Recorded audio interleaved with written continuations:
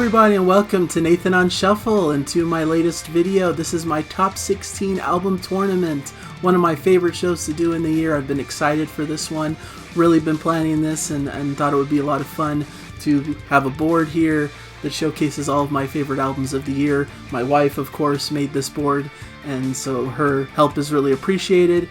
And this is basically the show where I give you guys the rundown of my top 16 albums of the year in a tournament fashion to see which is crowned my favorite album of the year. So hopefully it's a fun style, and hopefully you guys enjoy the format here. I see a lot of other people put their lists together and just count down from the bottom to the top, but I thought it would be fun to do something a little bit more creative and different with mine. I did this last year, and I thought it was a lot of fun, so hopefully I'll go through it a bit quicker this year. I felt like the video was a bit long last year, but I think it'll be fun to just briefly touch upon all these albums and see the matchups and where they end up on my list here.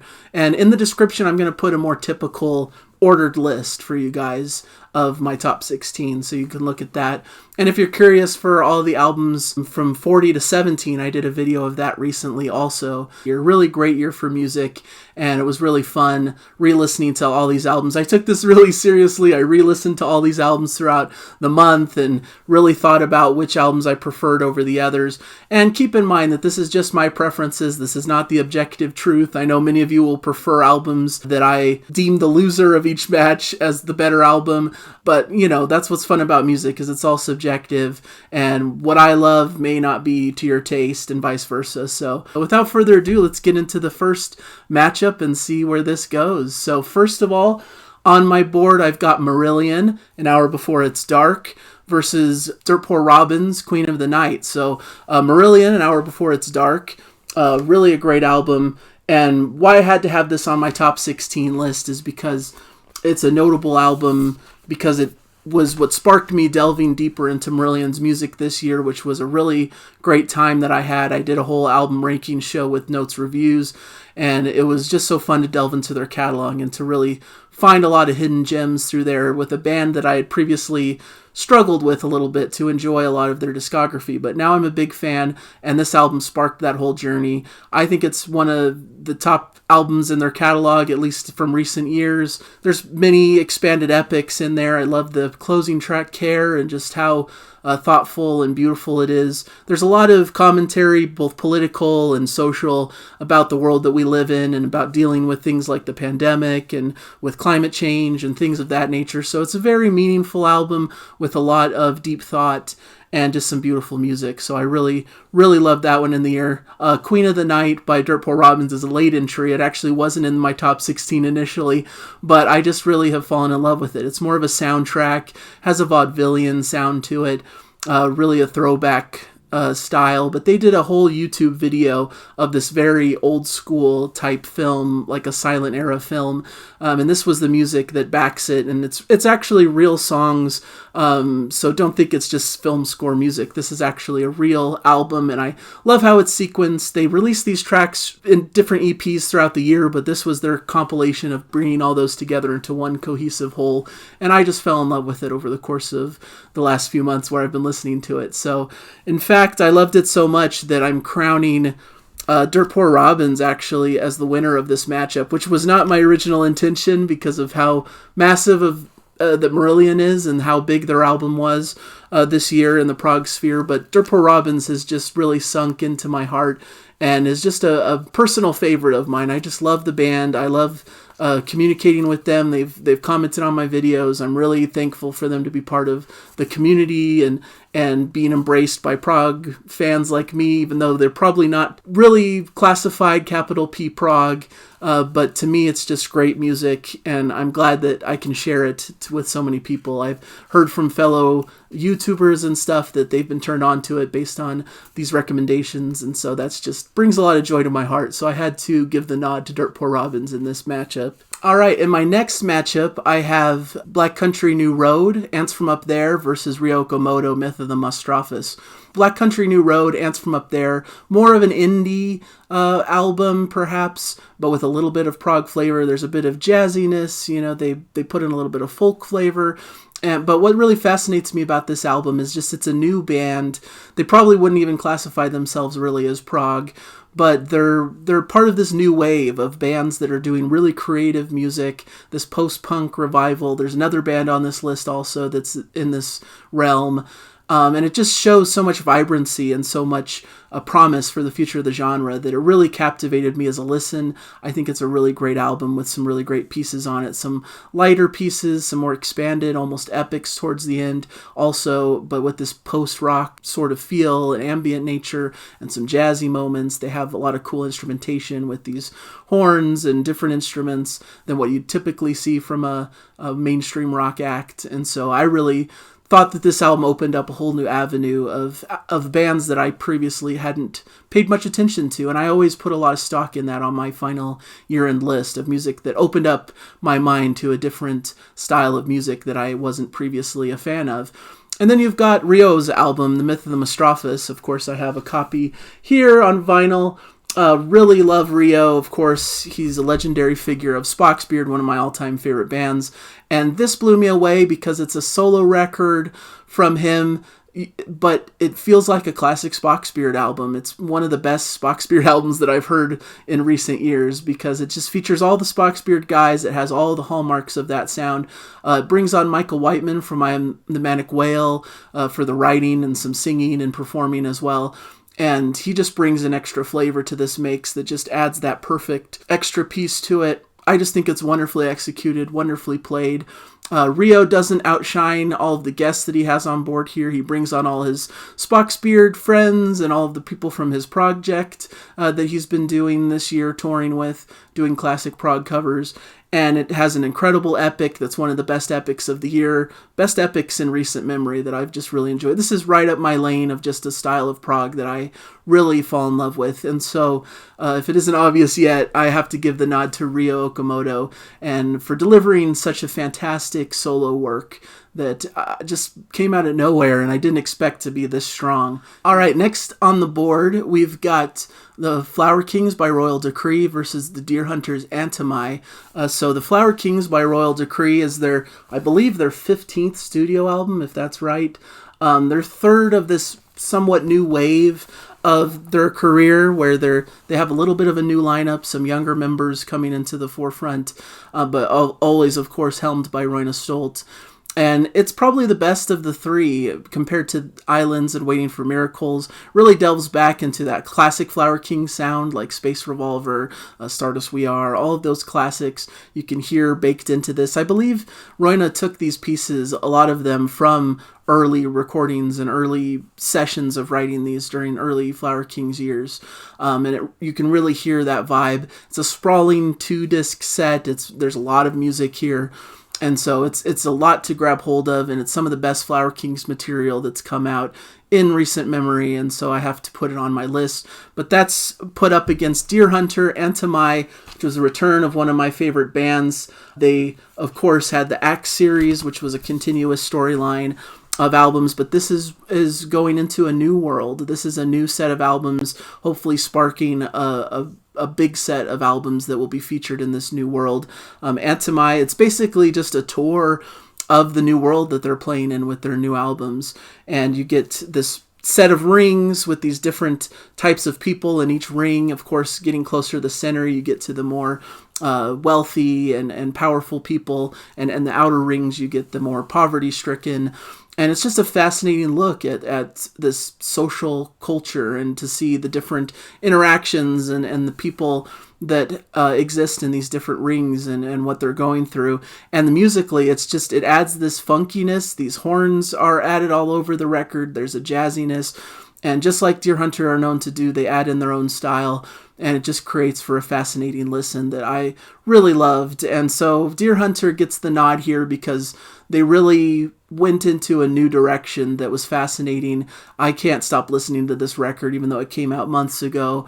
And Casey can do no wrong. His writing is just so great. And adding this funky, almost pop R&B style just adds so much flavor and is just right up my alley. Whereas the Flower Kings is solid, They have better records in their past history than this one, in my opinion, and it's a little bit overlong at times, but still a fantastic record. Like I'll be saying throughout this video, all these records are worth checking out and are all in the upper echelons of prog this year, so check them all out. But the Deer Hunter gets a special nod for me. All right, so now we get to Di Virgilio, Morse, and Jennings with Troika versus Porcupine Tree's Closure/Continuation. So first, of course, no list is complete on Nathan on Shuffle without some kind of Neil Morse related project, and this year it's Troika, a fantastic singer-songwriter type album with incredible vocal harmonies similar to Crosby, Stills, and Nash. Really not much prog to be found here, even though the prog pedigree is strong with Ross Jennings and Nick DiVirgilio on board with Neil Morse. But it's a fantastic record that's just probably one of the most played records of the year for me, just because it was just so much fun to listen to. All the tracks are just great, memorable songs with great hooks and choruses, as Neil's prone to do. And I think it has a really cool collaborative vibe. Some of the songs written by Ross Jennings and Nick DiVirgilio are fantastic contributions. So I like how they all equally contributed, and it really shows that collaborative spirit. So really strong record. And then it's up against Porcupine Tree and their return with Closure/Continuation. And what a record this is. This is a return to form from a band that's been on hiatus essentially for a long time, a bit of a reunion album since I believe it was 2009's The Incident, so it's been quite some time since their previous record, about 13 years between. And I think it's a strong set of songs. I really love all that you get here on this album. And even the bonus tracks, add those into the mix. I almost wish they weren't bonus tracks and were actual album tracks, because that's some of the strongest stuff on this work. And part of what means a lot to me with this album is the experience of seeing it live with my dad was such a special memory this year. And I love all the pieces. I know a lot of people are a bit critical of it, that it's not quite to the golden age of Porcupine Tree with, In Absentia, Fear of a Blank Planet, and all that stuff. And I prefer those records as well. But I just think they knocked it out of the park with this, considering that they'd been on hiatus for so long, that they're coming together, getting their groove back. Every track has something interesting and quirky and unique to it. It's very listenable. Steven Wilson's writing is really on point. The playing is really great. And it just covers the gamut of what I love about Steven Wilson and Porcupine Tree. Some great drumming from Gavin Harrison, some really ambient, cool keyboards from Richard Barbieri. And so it just all culminates in this really great statement by the band that if this is their last album, I think it's a really good point to land on, and probably a better point to land on than The Incident, which was a little bit more mixed in its reception. So really great album, great tour, great reunion from one of the seminal prog bands of the new generation. So I have to reward Porcupine Tree as the winner in this battle. All right, now moving to the other side of the board, we've got Black Midi's Hellfire versus The Tangent, Songs from the Hard Shoulder. Two very different albums covering a wide spectrum of prog this year. Forgot to show this off. I have Porcupine Tree's album here. I'm trying to show off the albums that I have from these bands as I go along. But here we are with Black Midi's Hellfire. And this record, what's interesting about this one is that it's like music on paper that I shouldn't like because it's so chaotic, so messy, so wild and out there. I'm not usually a fan of avant-garde stuff. Even some of King Crimson's wilder moments is a little bit out there for me. I like strong melodies. I like things that I can really grab hold of and that are memorable. But there's just something fascinating about this record. It packs a punch. It's like a short 40-minute statement by a new band that's really rising up in the scene. Once again, like Black Country New Road, not a band that probably would consider themselves prog, but definitely have proggy influences and are showcasing this new wave of prog that's rising up with these really young bands doing really adventurous, creative music. And I really love it for that. I really love their creativity. And there's just so much genre bending and different things going on in the mixer, even though it's chaotic and sometimes hard for me to even listen to at times. It all culminates in this really great ending and this really great sound, and something really that captivated me this year in a way I didn't expect. So I had to put it in my list. And The Tangent, Songs from the Hard Shoulder, it's sort of tangent as you like them, it's them doing the epics that they're known for. There's 3 longer pieces on here and 1 shorter song. The epics are classic Tangent, and they're really great, have jazzy influences, go in a lot of different musical directions. The playing's really on point. It's tackling some issues that are important. You know, the first track is tackling a little bit of coming out of the lockdown era and how Andy Tillison in particular is dealing with that, and some of the memories he has with his bandmates and what they had to go through in the lockdown. And then The Lady Tied to the Lamppost is another incredible epic that deals with homelessness and how we deal with people who are less fortunate than us, and really goes into some social and political commentary in that direction. But musically, it's just really solid tangent material with a really great lineup of musicians who are playing expertly, just like you'd expect. This was an interesting battle, but I think I'm giving the edge to Black Midi for their adventurous spirit, for introducing me to a style of music I wouldn't typically like, and just for how much it captivated me throughout the year and introduced me to a new style that I usually don't listen to much. All right, moving on to the next battle. Another really fascinating one here. This is Charlie Griffith's Tiktalica versus Pure Reason Revolution above Cirrus. So Tiktalica by Charlie Griffiths, another album that expanded my mind a bit to something that I hadn't previously listened to much, and that's the more thrash metal, extreme metal stuff. There's some growling on here as well.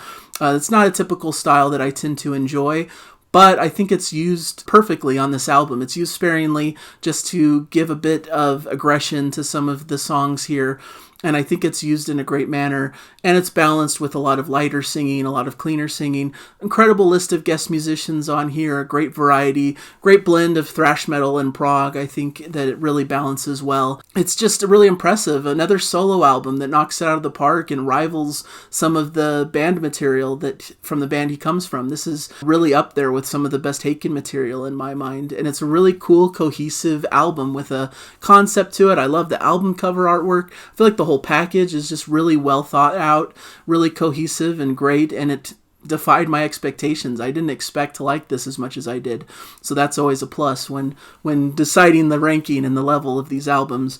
But then we've got Pure Reason Revolution above Cirrus, another band that's been rising in my estimation in this somewhat resurgence of their career, starting with Eupnia and now with this one. I just love the vibe of them. They're really interesting because they don't really fit the mold of the typical prog rock that you hear nowadays. You know, they're more dark and moodier. They have this Tool-ish vibe, a lot of wall of sound, and some almost electronica elements, not too unlike what you might hear in like Frost or a band like that. But then they have these really sumptuous, beautiful vocal harmonies that really accentuate some of the beautiful melodies that they're going through. And I love Scream Sideways. It's one of my favorite tracks of the year. I think it's just such a great song that goes through all the moodiness and all the great vocals, and even has this groovy, funkier section to it that I really love when the band gets into that mode. So it's a really fun, great album to listen to. And so this matchup was hard, but I'm going to give the edge to Charlie Griffiths and Tiktalica, because I think he really surprised me with an album that on paper I shouldn't like that much, because it delves into that thrash metal, aggressive metal, you know, something like Between the Barrier and Me. Even Tommy Rogers is on this record. But he packages it in such a way that it just is such appealing to me. It's a concept.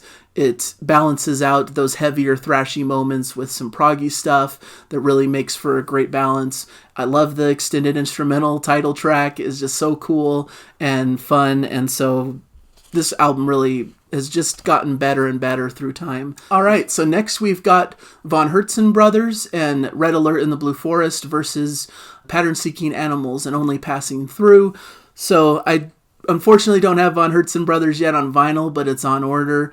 This is an album that's crept up on me this year that just keeps rising and rising, in my opinion. You know, as a little bit of behind the curtain, I listen through my top... I have assemble a list of albums throughout the year. Every time I listen to a new album that I really like, I slot it into my existing list that I'm building throughout the year. And then at the end of the year, the last couple months of the year, I start listening through the albums in order from the bottom to the top. And as I listen, I start to move things around if I like it more than I remember, if other albums just aren't as good as I thought they were. I start moving things and shifting things. And this album was a lot lower in the ranks. It wasn't anywhere near the top 16 when I initially was listing things, but it kept rising up and up and up until now it's in this top 16, and it's a beautiful, glorious album. The Von Hertzen brothers have outdone themselves. This is, to me, the best thing they've done. They have this great blend. They're not pure classic prog like some of these other artists, but they have that influence baked in with a lot of classic rock and folk sounds. I like the cohesion of this album. It's just very folky and cool. Has a really interesting vibe to it. Throughout the record, there's so many extended pieces that are all beautiful. They really create a great balance between these really beautiful, folky, lighter ballads, but then these more fun, boppier, fun songs that have a great bouncy vibe and are really nice to listen to. It just creates a great blend and a great balance, and it just creates for a perfect record that just gets better upon each listen. And that's the best kind of records, right? The ones that get better as you listen more and more and uncover and unpack more to it. The other album that it's up against is another album I adore, Pattern Seeking Animals, Only Passing Through. This is 4 members that are associated with Spock's Beard but are now forming their own group that's separate from Spock's Beard, so you get a little bit of that flavor, but it's really its own thing at the same time. John Baghold is the main writer of this project, but we also have Ted Leonard on vocals and guitars, Jimmy Keegan on drums, and Dave Maros on bass. An incredible lineup. I really like how they shift through different genres. They're not just stuck to this, Spock's Beard symphonic prog vein. They have a bit of that in them, but there's also sounds from pop and R&B music. There's sounds from more jazzy directions, from like the spaghetti western vibe on the big epic Time Has a Way. It just goes through so many different feels and vibes that it's just such a fun record. It's a blast to listen to go from this to this to this, and to just continually be blown away by each new sound that the band comes up with. And as a big Spock's Beard fan, of course, Spock's Beard is probably, the classic lineup is one of my favorite groups of all time. That really speaks to my heart, and the writing of John Baghold is just really, really great to me. So this was a hard matchup. These were 2 real heavy contenders, but I'm actually giving the edge to Von Hertzen brothers. A little bit of an upset, but listening through these albums again to figure out how to rank these, there's just a beauty in the Von Hertzen brothers project that just captivates me on a different level. There's just something special baked into that album. Some of those extended pieces just play out in such a glorious fashion and build up in this glorious, grand way that just I can't ignore. I love their vocal harmonies. I love just their whole vibe, and the record just really stands out to me. All right, so finally we've got Toe Hiders. I have little to no memory of these memories. And Big Big Train, Welcome to the Planet. So Toe Hider is one that snuck up in the ranks here, and I think a lot of my contemporaries, a lot of the other YouTube reviewers who do this feel the same way and have this high in their list also. Toe Hider is basically the project of Mike Mills, who I know from his involvement with Ayreon in a lot of the recent Ayreon albums, and this is just his chance to just balls to the wall, do everything that he has in his power to craft an album that goes in a million different directions and yet tells a cohesive sci-fi story in the midst of all of this craziness. It's 47 minutes. It's one song really across this whole scope, and he goes through hopping through all these different genres and styles. There's a folkier section, there's some doomier metal sections, there's almost a funky poppier vibe in parts, there's this 80s throwback style. It just runs the gamut between all of these different things, but somehow holds together as one singular piece of music. And he's kind of a magician in the way he does that. And not only does he play all of this music himself, I believe he's a multi-instrumentalist and is playing all of this stuff himself and composing this. He's like the one-man band here. But his vocals, he has these like operatic, beautiful vocals, not unlike Freddie Mercury. He opens the album with this really cool vocal section.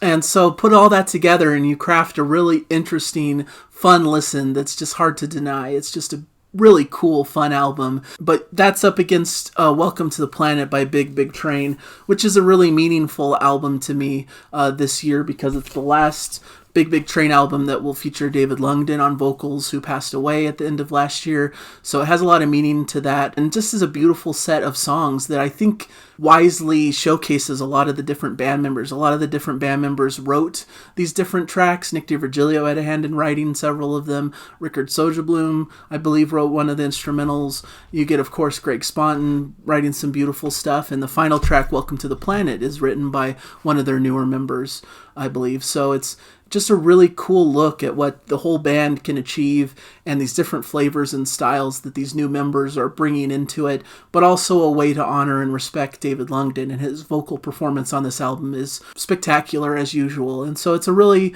meaningful album. I thought at the outset that this was going to feel like a bonus album to Common Ground that came out last year, but it really holds on its own and is really a beautiful listen front to back, and really has some of their great pieces on it that I really enjoyed through the year. So it's a tough battle between these two, but I think I have to give the edge to Toehider just because he came out of nowhere with something really stupendous, unlike anything I'd heard before. It really is creative on a different level, and so I'm going to move it on to the next round, but realize that I adore Big Big Train, and that I think their new album is spectacular and definitely a must listen for all fans of the band.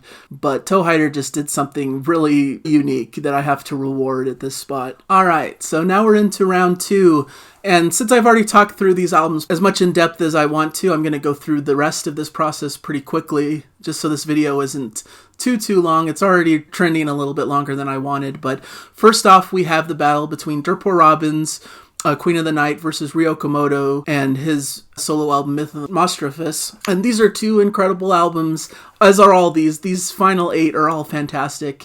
And so these are all close matches.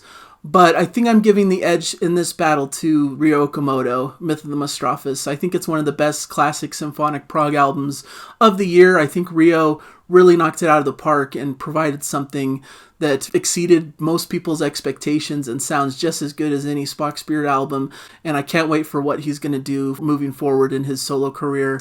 Alright, so now we have the Deer Hunters' Antimi versus Porcupine Tree, closure/continuation. Another really close, hard battle to decide because both these albums meant a lot to me. Closure/continuation was the soundtrack to a lot of my year because of the concert I went to. My dad really delved into Porcupine Tree heavily and felt a big connection with this album. And it was a big item for the year that Porcupine Tree reunited and did this album. But I'm such a huge fan of the Deer Hunter. Acts 4 and 5 are two of my favorite albums of all time. And not only did they come out with a new album, but they went in a completely different direction, and it completely worked for me. You know, this funkiness, the horns that they added in the mix, the cool storyline. They're building a new fantasy world that I'm hoping they stay in for quite some time. It really captivated me, and if I had to pick an album that I just couldn't stop listening to, it's this one. And so I'm moving Antimi by the Deer Hunter onwards. Alright, so now we get into this really interesting battle between Black Midi, Hellfire, and Charlie Griffiths' Tiktalica. Like I said, Black Midi really came out of nowhere and were a band that on paper I shouldn't like, but I really fell in love with the record anyways. It's more of a listen, there's certain albums I listen to where I'm like, I'm not sure I'm totally enjoying everything they're doing here, but I'm fascinated by it. And because of that, I keep listening and I keep coming back to it.